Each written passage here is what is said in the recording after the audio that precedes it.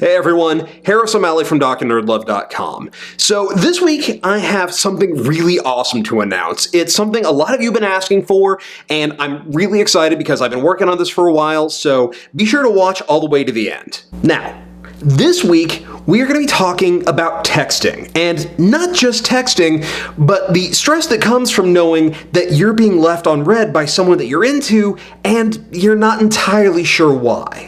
Texting is a vital part of dating, in no small part because it gives us a new and less stressful way of getting in contact with the people that we are interested in.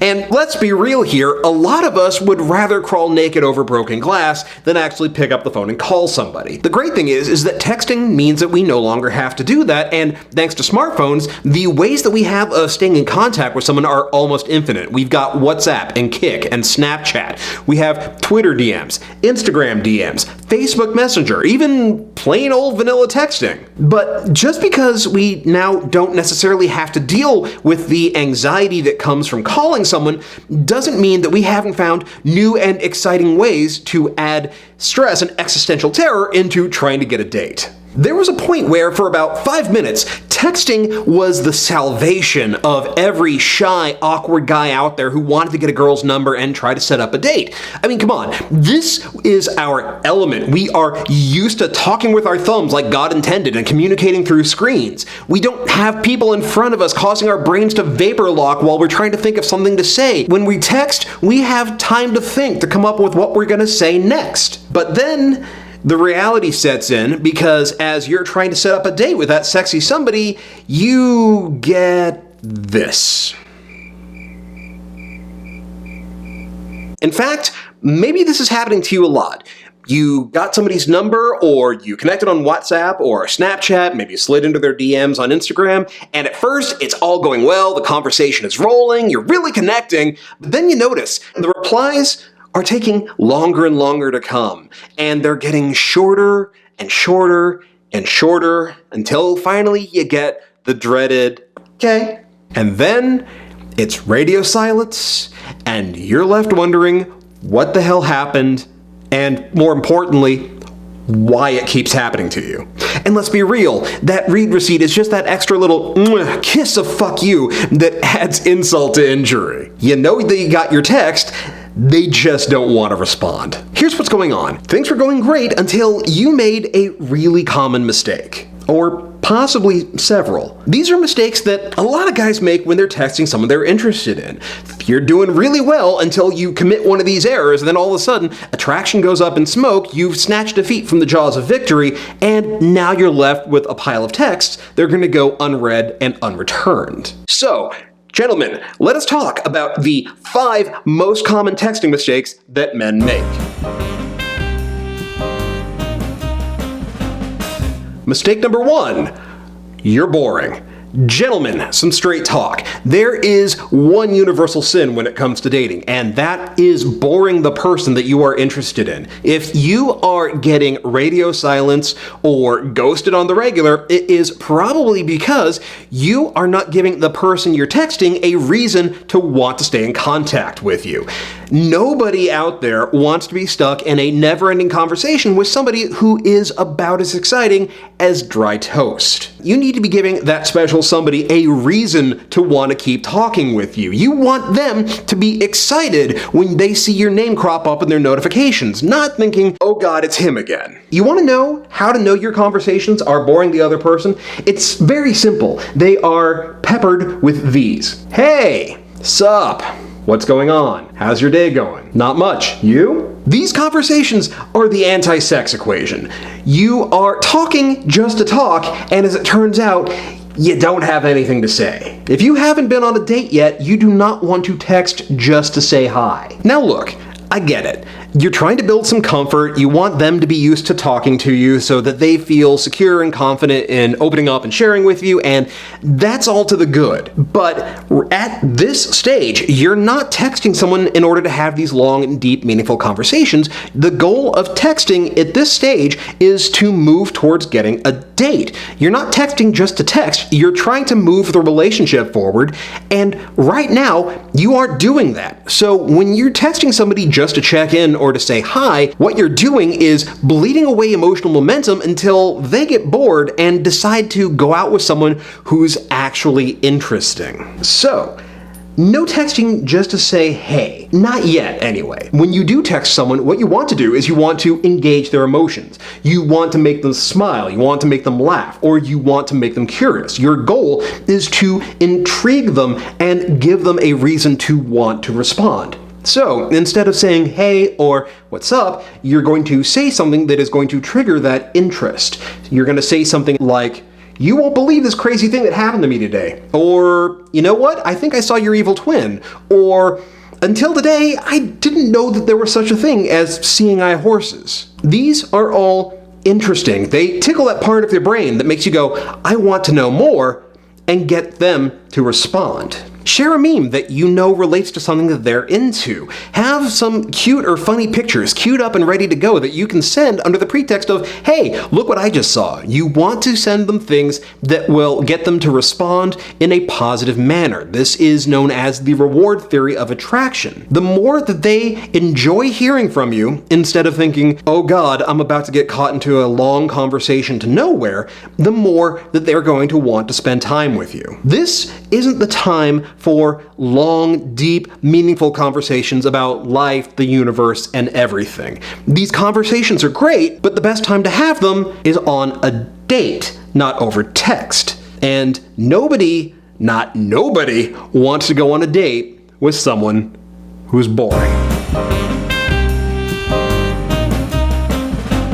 Mistake number 2, you have no chill. A lot of guys, especially if they're relatively inexperienced, make this mistake where they send the message that they are intensely, deeply needy. And this is a massive turnoff to women because not only does it tell them that you have no self-confidence to speak of and that you don't bring anything to the table, but you're telling them that in all likelihood, you are going to be making a lot of annoying emotional demands on them. And to be perfectly honest, they have enough on their plate already. When it comes to texting, the most common example of this is a never-ending stream of messages.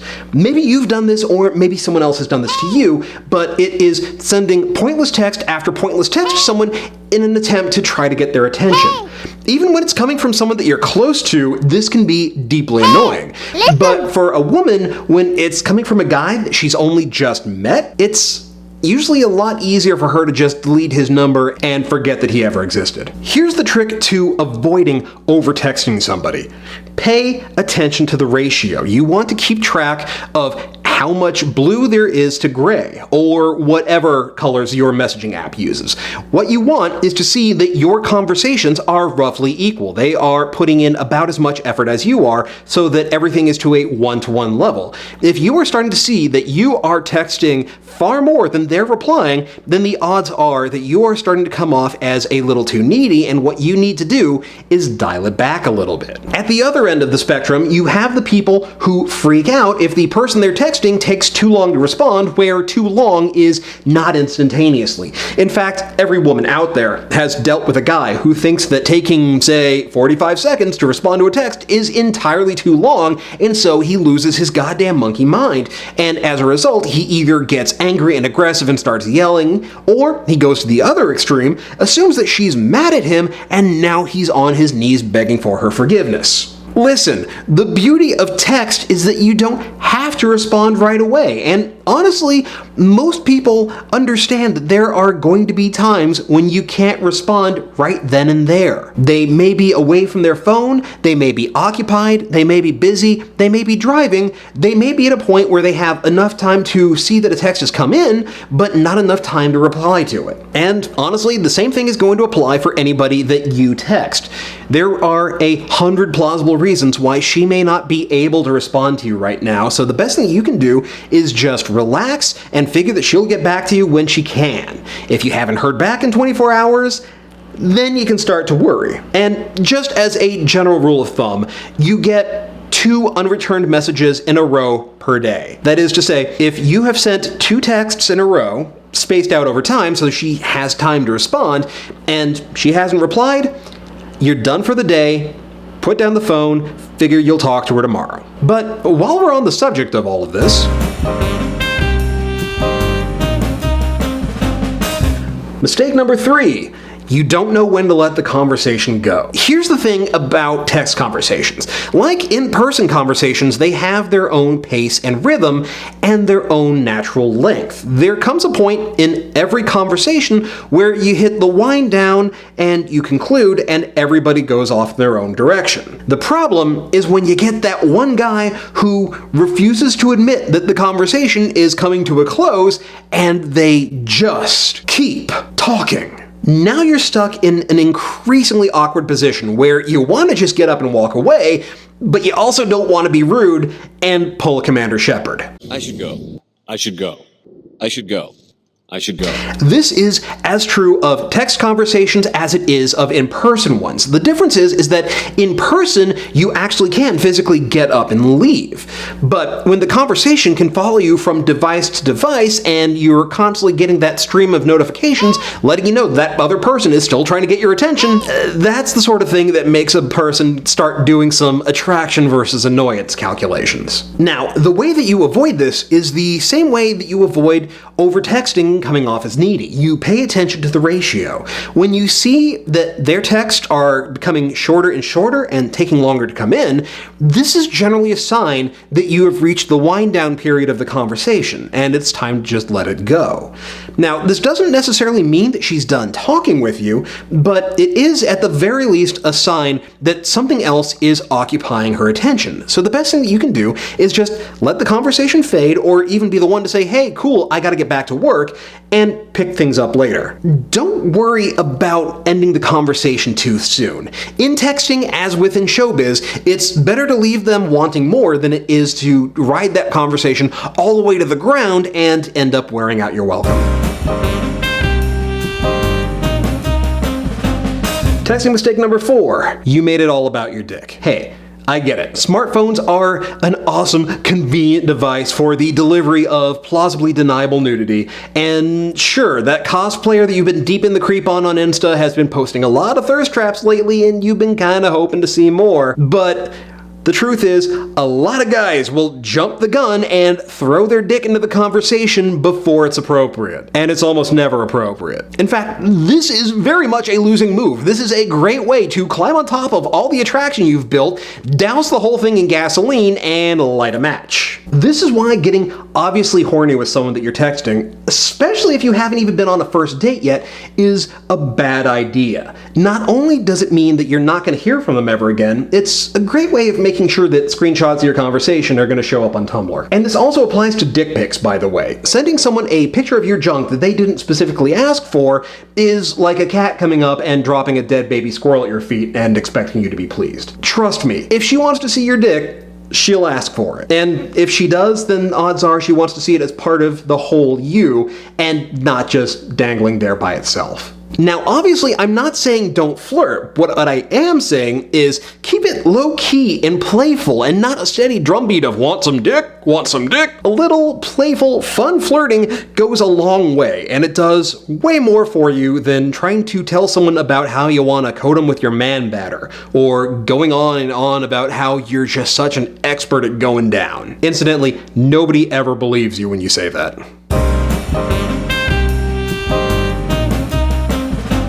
Mistake number 5.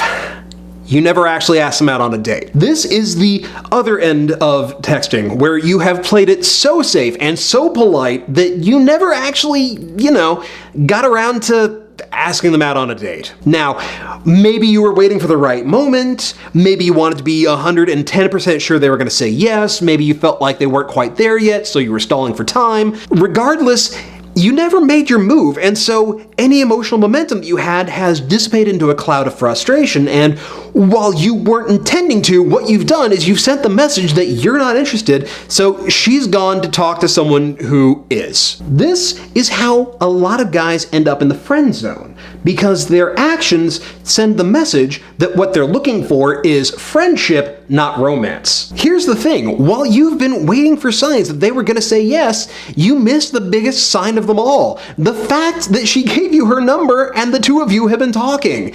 If you've been flirting and the conversation is going really well, there is no reason for you not to just go ahead and ask them out. Look, you don't need an excuse for why you want to take them out. Your excuse is that you like them and you want to take them out on a date. Don't make it overly complicated or spin some yarn about why you want to take them out. Just tell them that you want to go on a date with them and not to hang out sometime, but an actual specific date at a specific time. All you have to do is say, hey, I'm gonna go for a drink and I would love some company. Would you care to go with me? Or, hey, I've got an idea. Why don't we do X thing at Y time? I know it can feel like a lot to try to keep all of this in mind, but honestly, it's not that complicated.